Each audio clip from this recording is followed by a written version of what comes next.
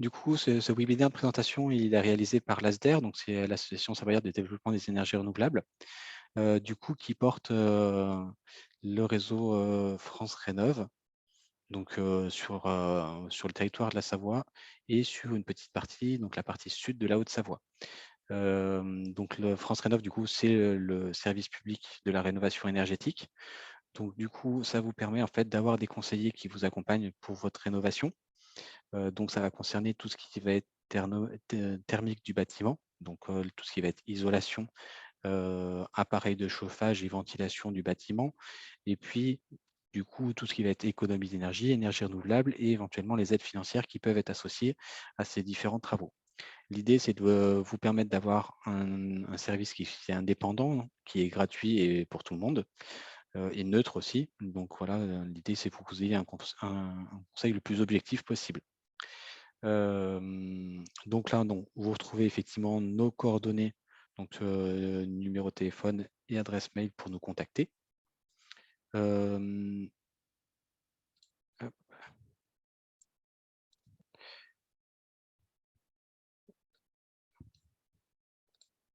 non, c'est pas ça que je voulais faire. Hop, voilà. Du coup, en fait, on va avoir différents niveaux d'accompagnement en fait, par rapport aux particuliers. On va avoir du coup simplement des réponses au téléphone si vous nous contactez ou par mail. Et après, il y a aussi des accompagnements un peu plus complets qu'on peut vous fournir, donc des rendez-vous qui vont durer à peu près 1 heure. L'idée, c'est de faire vraiment un état des lieux du logement, puis de voir un peu en termes de priorisation des travaux, qu'est-ce qui va être important. Comment on peut regrouper les travaux éventuellement, notamment par rapport aux aides financières. Voilà, l'idée, c'est d'avoir un conseil le plus personnalisé possible par rapport à votre besoin. Cette présentation de ce soir est faite en partenariat du coup avec Cœur de Savoie. Et donc, je vais laisser à ma collègue du coup le soin de se présenter qui normalement est en ligne. Hop. Bonsoir à tous et bienvenue. Je suis Charlotte Piquert. Je fais partie du service Habitat et Rénovation énergétique à Cœur de Savoie.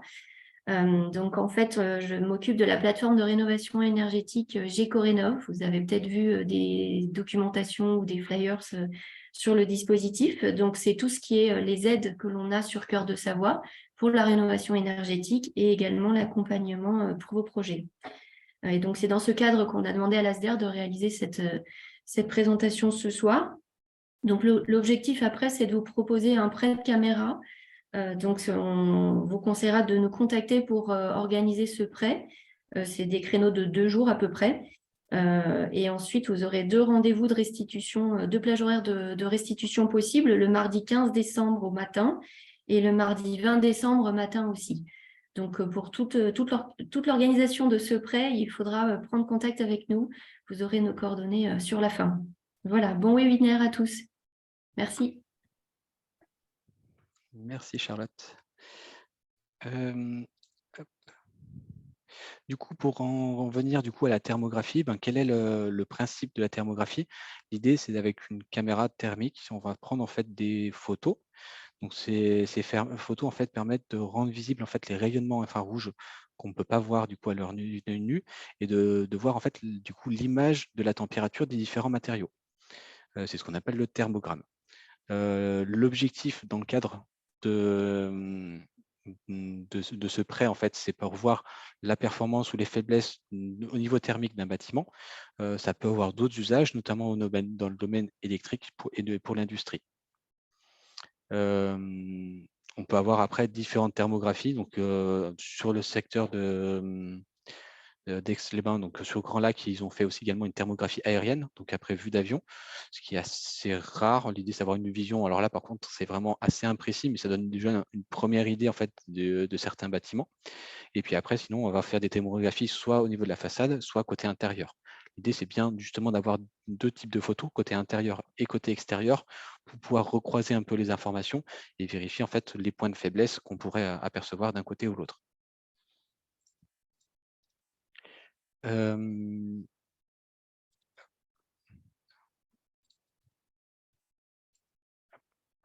Donc voilà un peu des images en fait qu'on peut obtenir. Donc on a toujours en fait 2 photos quand on prend un cliché. On va avoir une photo donc qui est l'image thermique de ce qu'on voit, donc côté intérieur ou côté extérieur, et puis une photo tout à fait standard.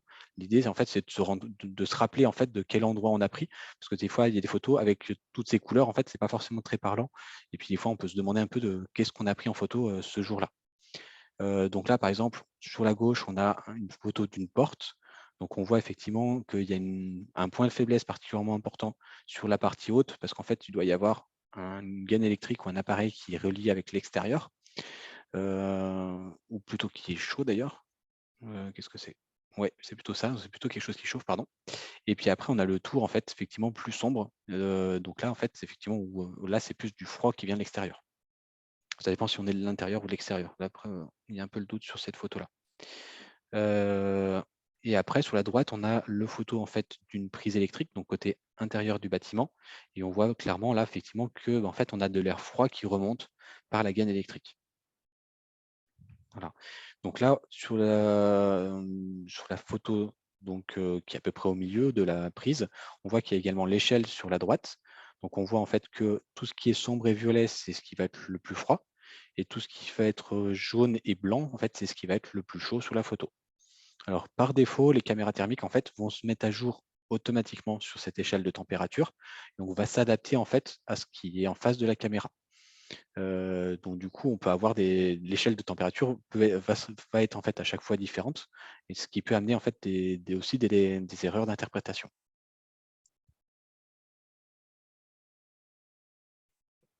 Là, c'est un autre cliché en fait près du coup à l'intérieur du logement, et on voit un problème d'isolation des conduites d'eau chaude. Donc là, on a clairement un départ d'eau chaude qui doit venir probablement de la chaudière ou du ballon qui est à côté, il faudrait vérifier. Et donc, du coup, on voit effectivement en fait cette tuyauterie en fait qui est très blanche, parce que du coup très chaude par rapport aux autres éléments qui sont autour. Voilà. Donc là, en fait, ça relève le fait qu'effectivement, cette canalisation mériterait en fait d'être bien isolée.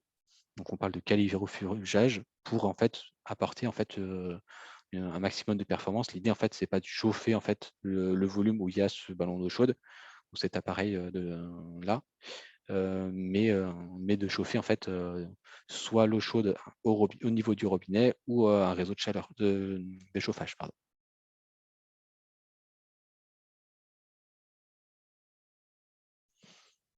Donc, quand on va prendre en fait effectivement ces thermogrammes, donc ces photos prises avec la caméra thermique, on va avoir différents points d'attention qui vont être importants à prendre en compte pour que les photos en fait soient pertinentes et qu'on puisse les interpréter, et pour voir en fait vraiment la performance du logement. Donc on va avoir d'une part les conditions météorologiques.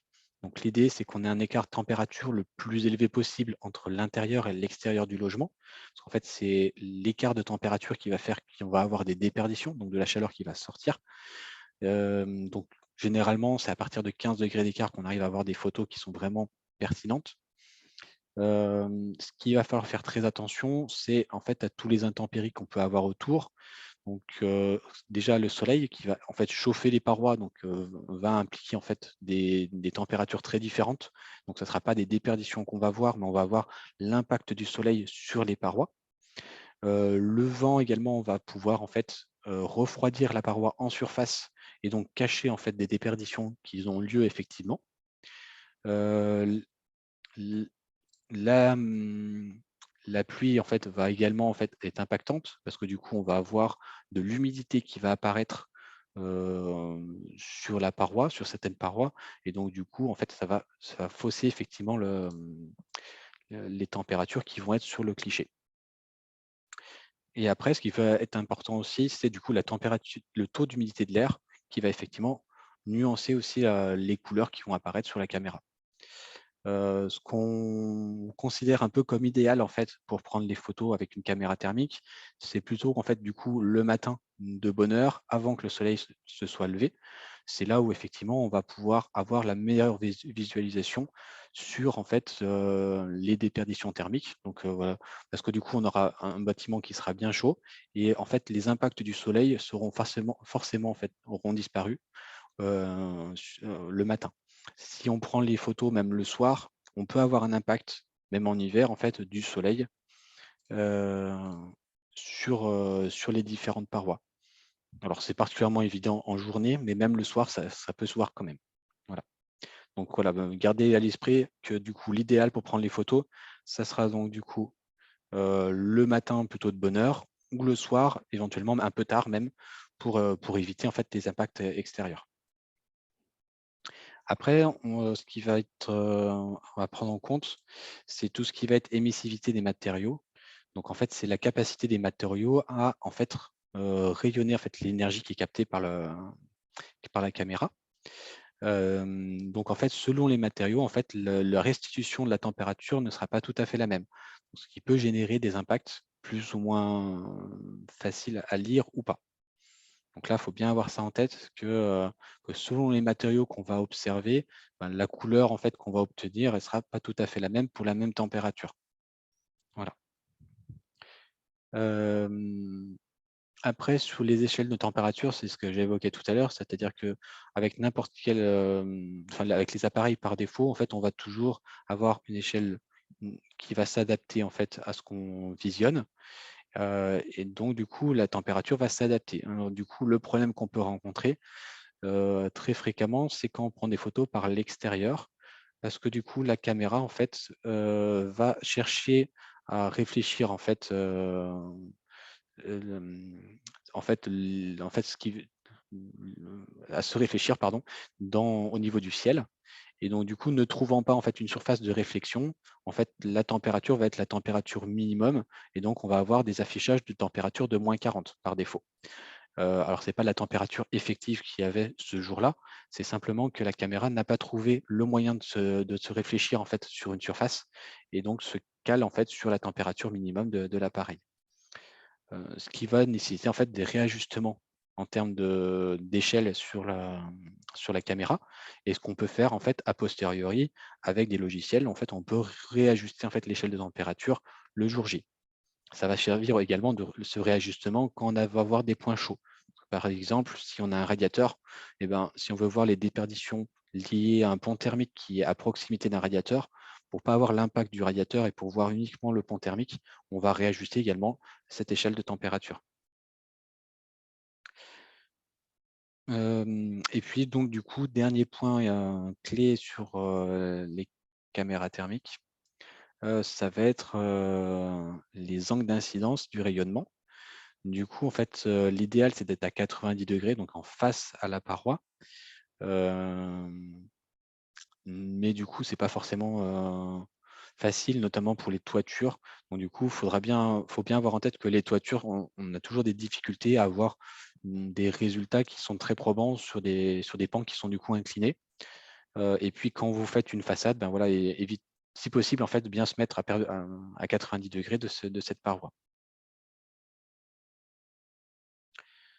Hem,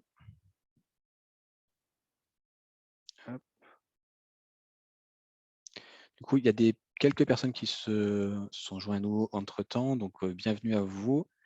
Du coup, pour info, du coup, ce webinaire, il est enregistré. Normalement, sera bien disponible pour ceux qui ont raté le début, ils pourront voir cette partie-là ultérieurement.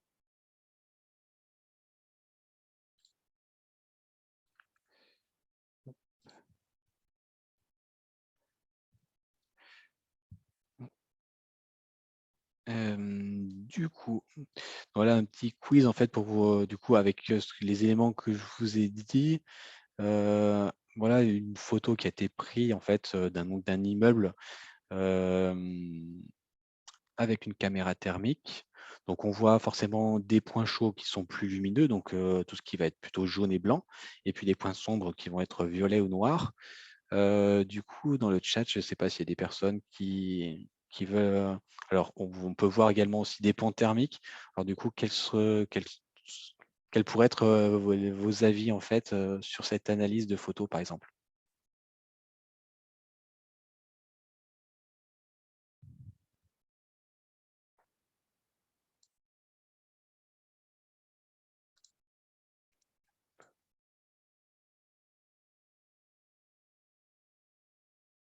Hop.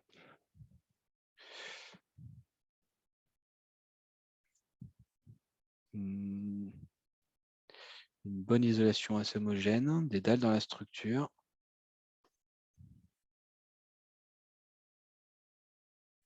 Ouais, c'est des éléments intéressants. Est-ce qu'il y a d'autres analyses?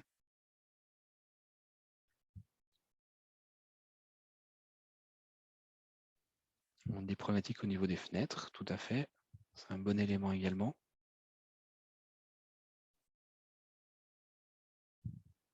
Déperdition par le toit. Alors c'est possible, mais effectivement, pourquoi pas?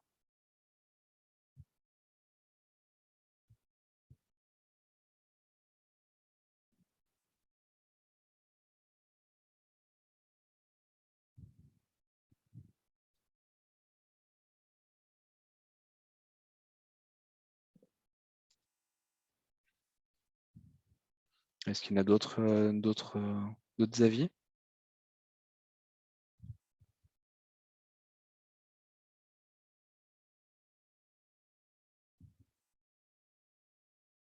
La différence entre le double et simple vitrage.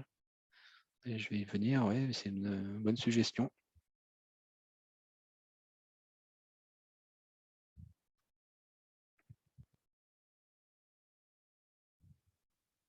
Exact, la comparaison avec le ciel.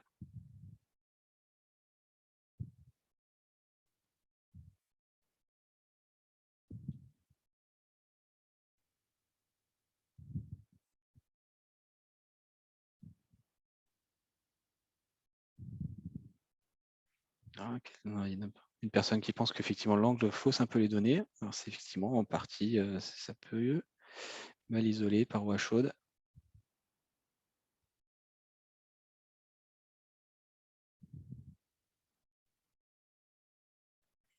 Du coup, c'est très intéressant tous ces retours. Alors, du coup, effectivement, c'était un peu une question piège et c'était tout à fait volontaire de ma part, je reconnais. Du coup, en fait, on a enlevé l'échelle. Du coup, sans l'échelle, c'est pas forcément, ça permet pas en fait forcément d'avoir une analyse très précise. Ça, c'était le premier piège effectivement par rapport à cette photo. Donc, sans l'échelle, on peut pas forcément être très affirmatif sur la performance en fait du bâtiment. Le deuxième piège, en fait, c'est qu'effectivement la caméra elle est à se perdre en fait dans le ciel. Et donc, du coup, l'échelle se fait entre plus 12 degrés et moins 40 degrés. Donc, du coup, forcément, il y a une zone très sombre, très noire, et puis une autre partie qui paraît très lumineuse et très jaune, voire blanche. Mais du coup, en fait, cette échelle est complètement faussée. Donc, du coup, c'est pas forcément simple d'analyser en fait ces photos. Après, effectivement, ce qui est très juste, c'est quelqu'un qui parlait de plaques. C'est surtout en fait qu'on va avoir des dalles à chaque niveau horizontal. Et puis, on a aussi des murs verticaux qui se coupent au milieu. Donc, du coup, les traits blancs, en fait, c'est des ponts thermiques. Donc, c'est en fait des zones de faiblesse où, en fait, on va avoir un peu plus de déperdition qu'ailleurs. Mais là, en fait, avec cette photo et l'échelle, du coup, qui est entre 12 degrés et moins 40, en fait, c'est pas suffisamment précis. Il faudrait, en fait, ouvrir cette photo avec un logiciel dédié pour réajuster, en fait, cette photo et voir si effectivement, en fait, cet écart de température au niveau des ponts thermiques est vraiment important ou pas. Après, qu'est-ce qu'on avait comme très bonne remarque? Alors, effectivement, on voit aussi les faiblesses liées aux fenêtres. Alors, c'est même peut-être pas que des fenêtres, faudrait voir la photo en vrai, mais il y a peut-être aussi des terrasses qui sont aménagées, donc il faudrait voir si c'est ouvert ou pas. Parce que si c'est pas ouvert, ça peut être aussi un sol en fait qui est mal isolé. Donc là aussi, c'est bien important du coup d'avoir aussi la photo en vrai pour pouvoir comprendre où est exactement la déperdition, si c'est la fenêtre ou si c'est une petite terrasse. Hem,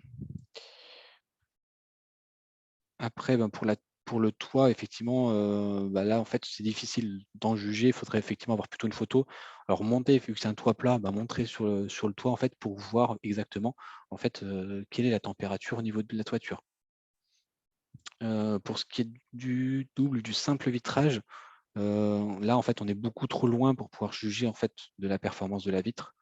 Après, de toute façon, il faudrait effectivement avoir une photo plus proche pour pouvoir analyser aussi entre le vitrage, où on a un risque de reflet un peu, ce qui est important, et puis la menuiserie qui est autour, parce que du coup, il y a bien les 2 aussi à distinguer.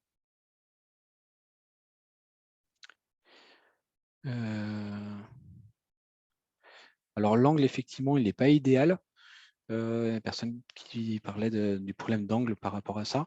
Ça donne, enfin, si on réajuste quand même par rapport à une échelle de température qui serait un peu plus correcte, on pourrait quand même avoir une idée assez juste, même si on n'est pas tout à fait à 90 degrés. Voilà, c'est pas, voilà, l'idée, c'est pas, enfin, plus on sera à 90 degrés, au mieux ça vaut.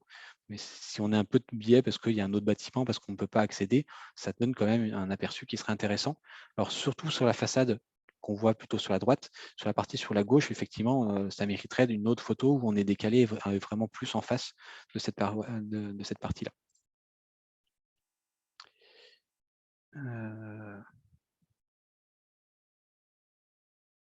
Voilà, par rapport à tous les commentaires qui étaient très intéressants. Merci à vous.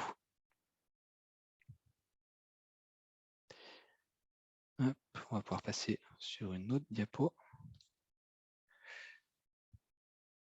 Voilà. Donc une autre image. Et là, qu'est-ce que vous pouvez en dire de cette image d'un point de vue thermique?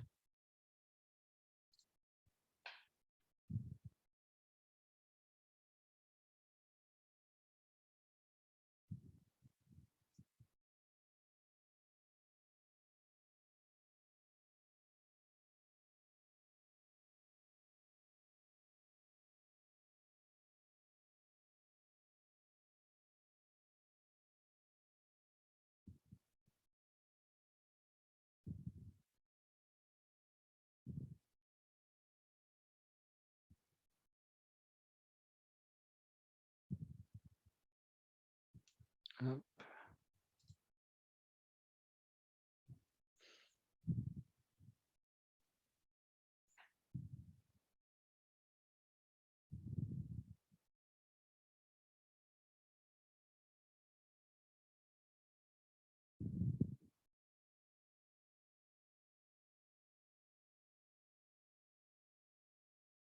Alors, on a plein de commentaires, merci.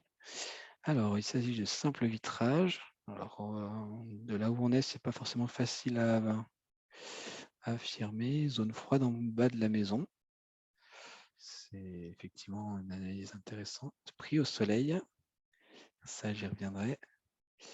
La chaleur se diffuse par le toit. Là, c'est un peu dur de l'affirmer. Pas d'isolation sous le toit. Mal isolé au toit et sur la façade. La chambre met des paires au niveau de la toiture mal isolée.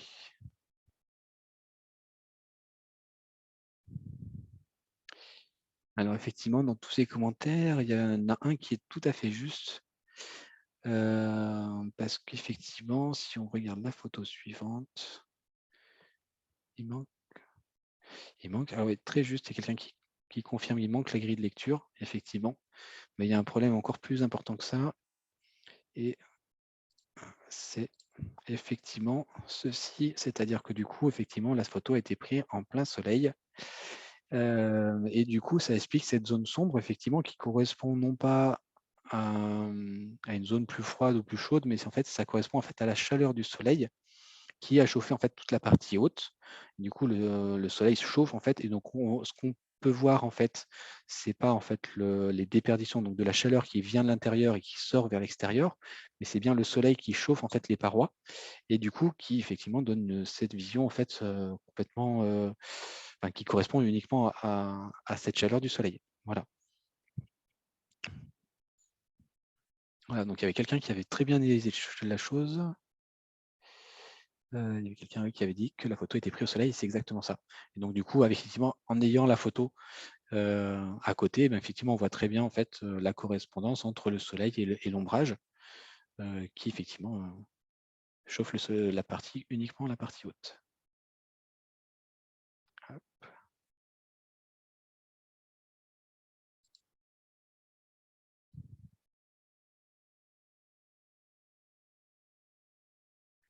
Voilà, encore une autre photo en termes d'interprétation.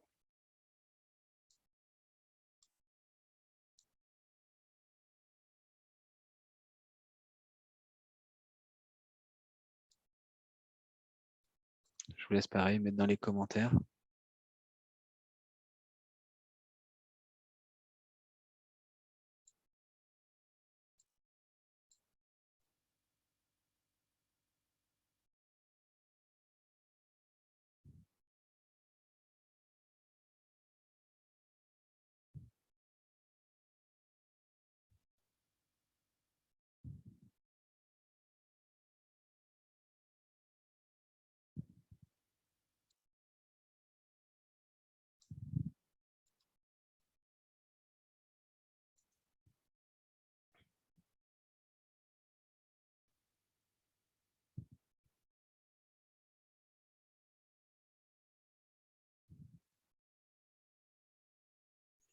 Alors, les premiers commentaires sont tout à fait intéressants.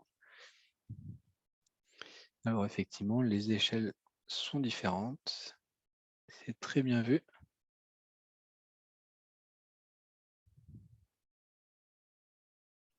Effectivement aussi, c'est la même façade.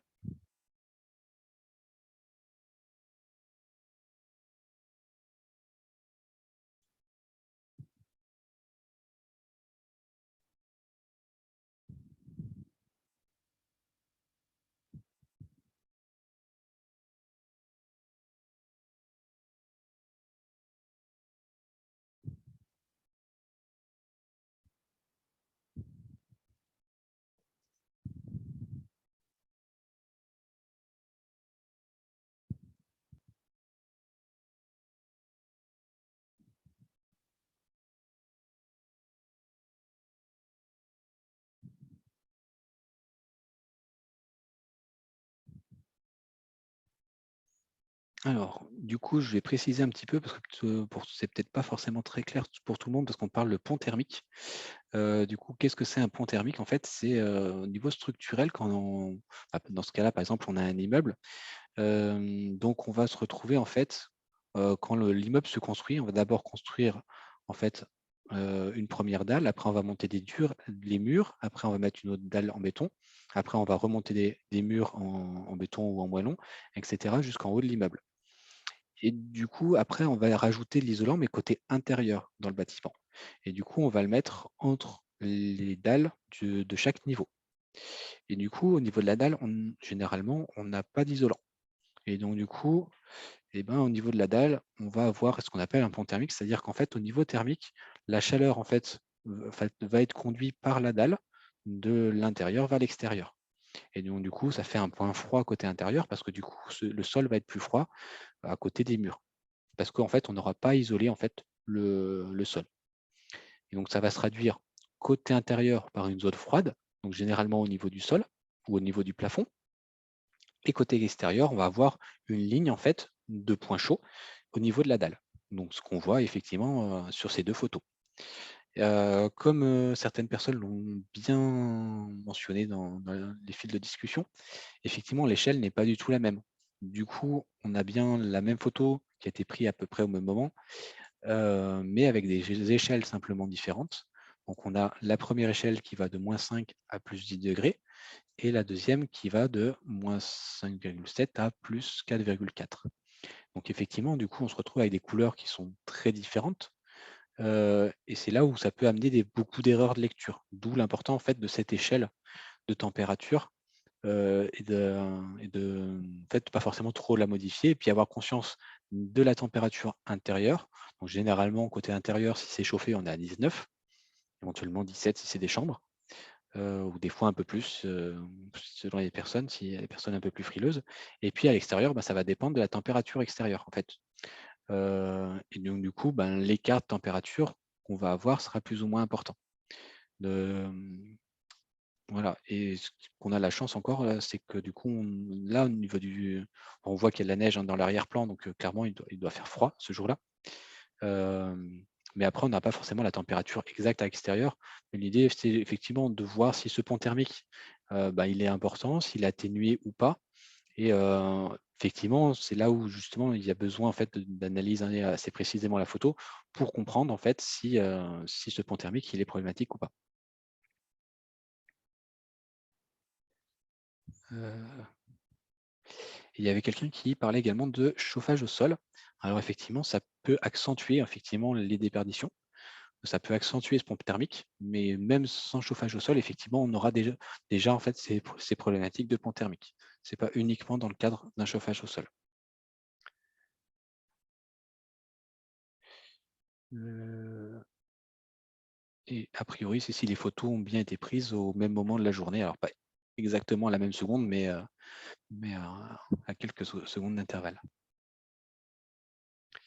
Regardez tous les commentaires.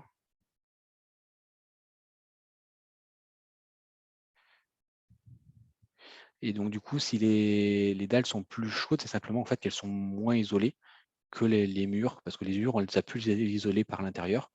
mais du coup, on ne va pas pouvoir le faire au niveau de la dalle. Ou alors, on va isoler, mais après par l'extérieur des murs, donc ce qui permet effectivement d'avoir une isolation qui va être plus performante. Voilà. Hop, c'est bon, j'ai bien lu tous les commentaires. Merci à vous. Hop. Du coup, on va pouvoir avancer un peu plus. Hop. Alors, voilà, du coup, encore une autre photo d'un autre bâtiment. Du coup, on a bien les deux photos, donc en vrai, en visuel pour se rendre compte. Et puis, du coup, la caméra thermique, où là, on a vraiment fait le zoom sur un point très particulier, et c'est tout à fait volontaire de notre part, je le reconnais. Du coup, au niveau de l'analyse de cette photo, qu'est-ce que vous pouvez en dire?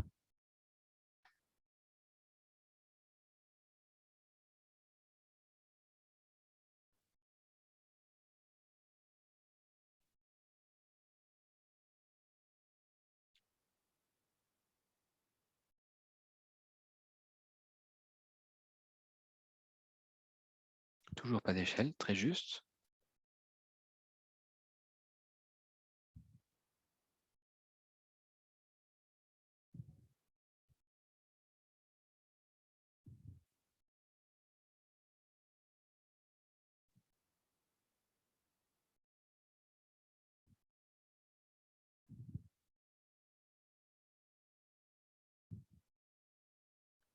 Je vois que les commentaires sont tout à fait dans la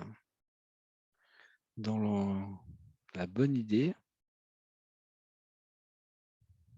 Alors, il y a des personnes qui sont a priori très connaisseurs du sujet.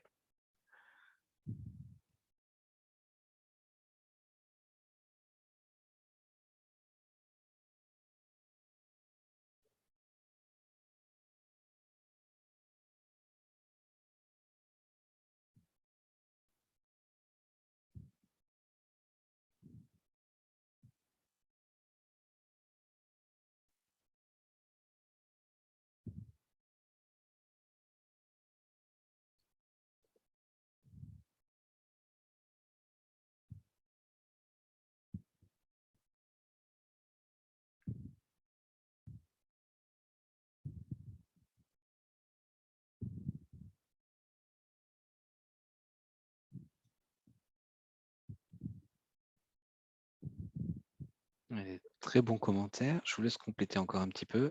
C'est laisser le temps à tout le monde d'écrire.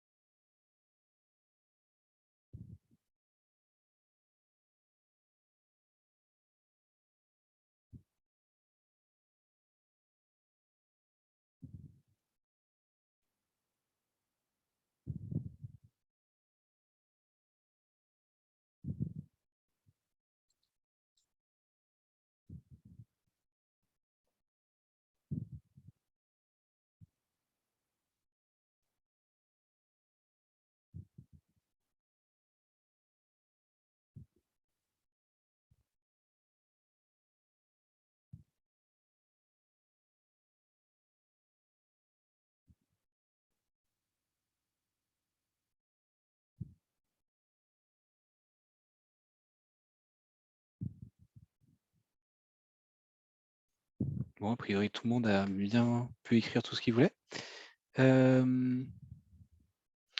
Du coup, alors effectivement, sur cette photo, en fait, il y a des personnes qui ont très bien analysé la chose. Il y a bien une question d'émissivité.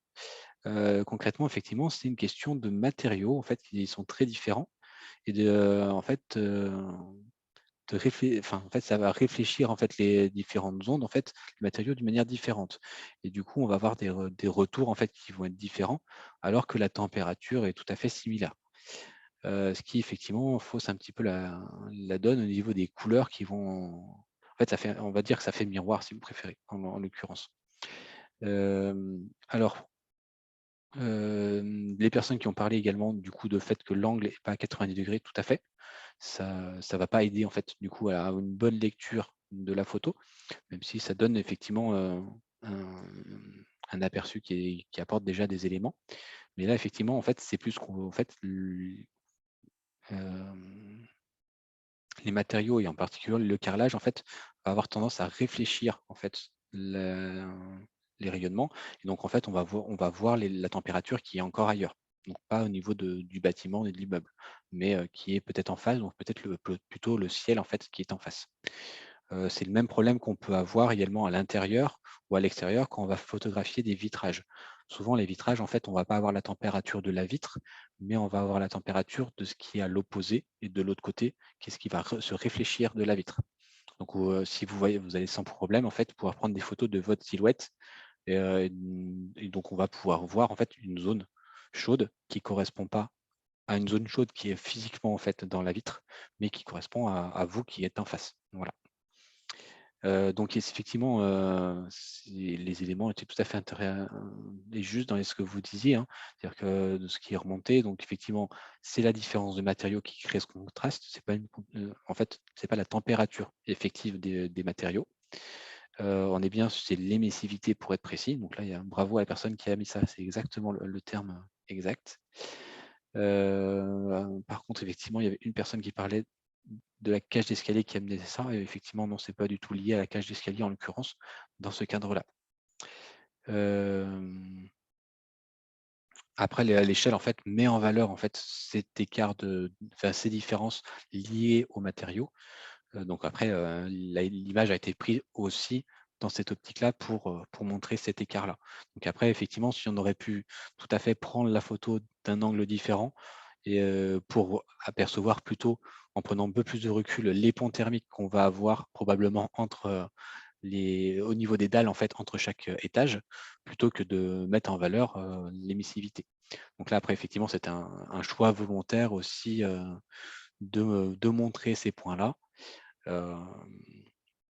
L'idée vraiment, c'est de vous montrer en fait des points un peu clés et puis les pièges qu'on peut rencontrer en fait effectivement quand on prend des photos avec une caméra thermique.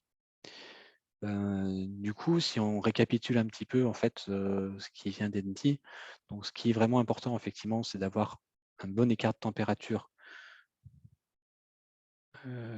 Pardon, hop, il y avait une question qui s'est ajoutée. Comment quand on a des baies vitrées?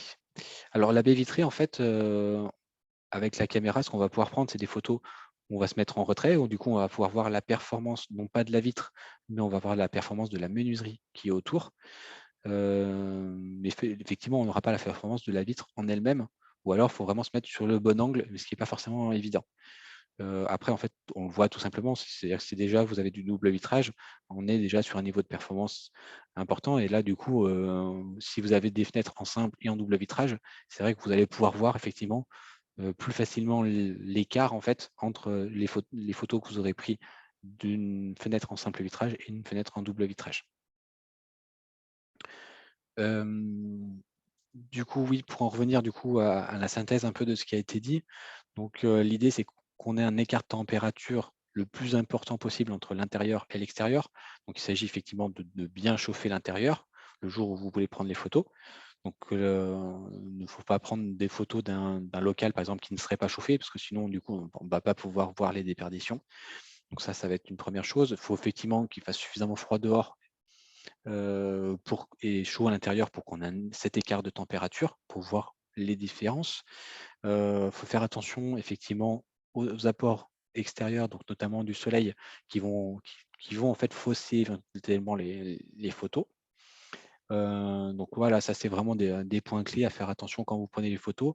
Après, ben, du coup, par rapport à cette échelle de température, de toute façon, en fait, par défaut, les photos sont prises avec une échelle qui se fait d'une manière automatique.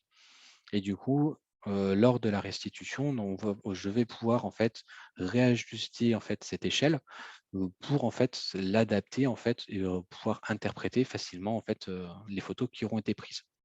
Voilà, l'idée en fait c'est c'est aussi pour ça, du coup, qu'il y a ce moment en fait, de restitution. L'idée, c'est de vous aider à interpréter ces photos et pas mal interpréter. Parce qu'effectivement, on peut avoir beaucoup d'erreurs de lecture qui sont faciles, malheureusement, et qui peuvent aller assez vite. Voilà. Donc l'idée, c'est bien d'avoir cette vision un peu plus précise et du coup de l'adapter à votre logement.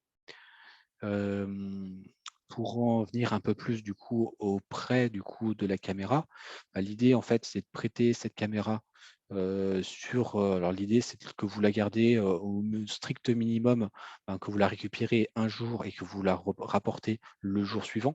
Ça c'est vraiment le strict minimum pour que vous ayez au moins une soirée et un matin pour prendre des photos.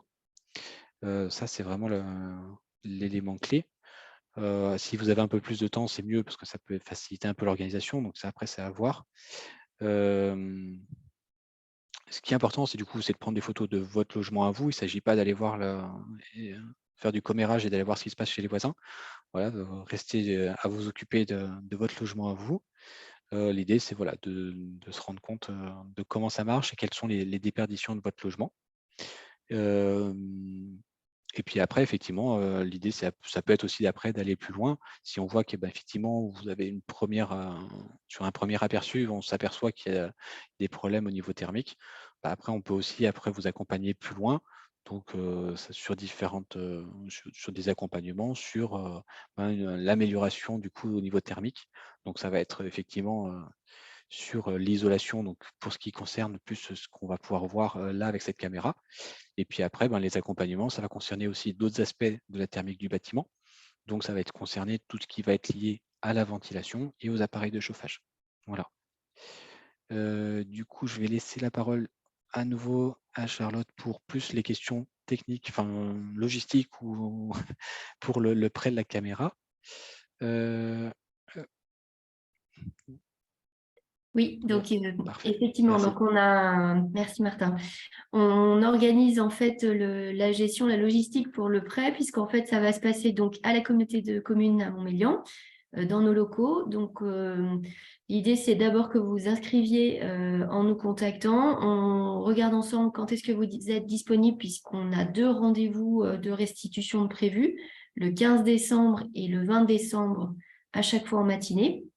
Attention, les places commencent déjà à se remplir.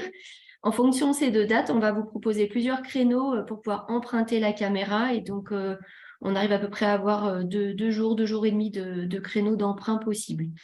Pour pouvoir l'emprunter, il faudra simplement signer un petit contrat d'emprunt avec un chèque de caution de 800 € pour le matériel. Voilà, c'est aussi simple. J'en ai fini pour ce soir. Merci. Du coup, là, sur le diaporama, du coup, on a remis du coup le numéro de téléphone de Cœur Savoie Voilà. pour la réservation. Voilà. Alors du coup, je ne sais pas si parmi tout ça, s'il y a des questions supplémentaires, des interrogations. Alors l'idée, c'était de vous présenter un petit peu le fonctionnement de cette caméra. Mais du coup, je ne sais pas s'il y a d'autres questions. Je vous laisse noter s'il y a. Et sinon, ben, merci pour votre attention et à bientôt. Pour les personnes qui s'en vont. Bonne soirée à vous. Alors oui, alors pour les premières questions. Est-ce qu'il est possible d'utiliser la caméra à l'intérieur? Bien sûr que oui, c'est possible et c'est même souhaitable. En fait, comme il me semble dit tout à l'heure, en fait, l'idée, c'est d'avoir à la fois, en fait, des photos prises de l'intérieur et de l'extérieur pour pouvoir recroiser, pour vérifier, en fait, les déperditions entre l'intérieur et l'extérieur. Voilà.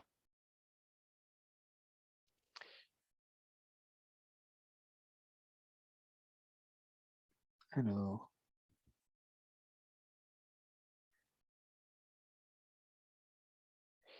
la caméra sera-t-elle disponible en 2023? Oui, Charlotte me souffle que oui.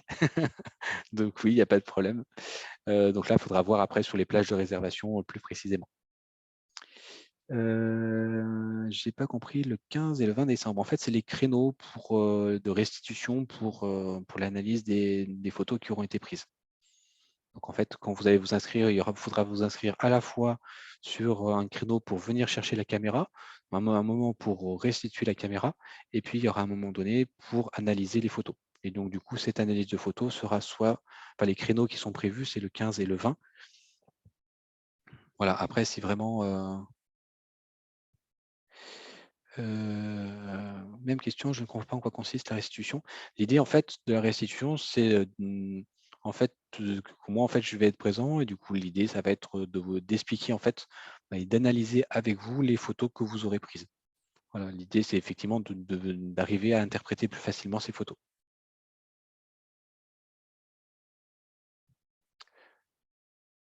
Hem, alors les photos, en fait, c'est vous qui allez les prendre quand vous allez emprunter la caméra.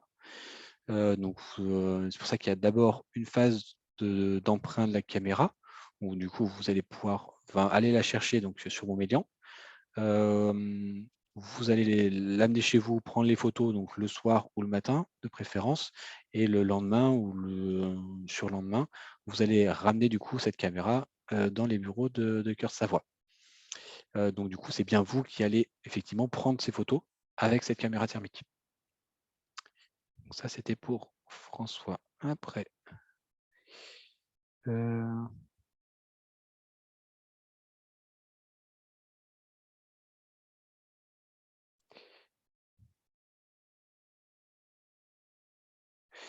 donc là, il y a un message de Léa que je comprends pas trop. Possibilité d'avoir un câble pour recharger les petits directement sur PC. Est-ce que alors les photos, effectivement, après si vous voulez les récupérer, il y a aucun souci, on pourra vous les transférer, hein. Mais c'est vrai que si on n'a pas le logiciel, ça va pas forcément être, très facile à utiliser, mais c'est possible de les récupérer.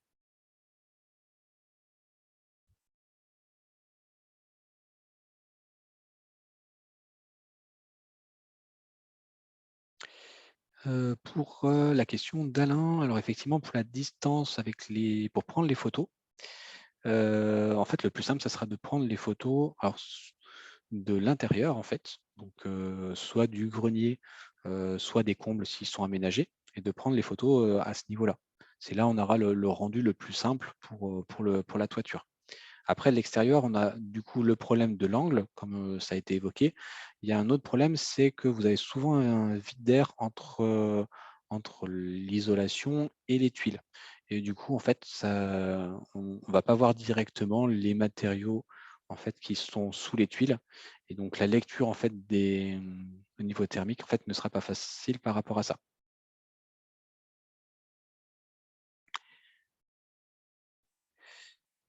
Pour monsieur Durand, oui, effectivement, quand vous allez récupérer le thermokit, il y aura une notice qui sera avec, qui reprend, en fait, tout ce qui a été dit ce soir. Du coup, il y aura l'idée, c'est il y aura pas de doute, en fait, sur le bon fonctionnement du thermokit. Sachant que dans le current thermokit, il y a 2-3 autres éléments qui viennent en plus. L'idée, c'est d'avoir aussi, d'autres éléments et puis pouvoir tester un peu d'autres choses, chez vous.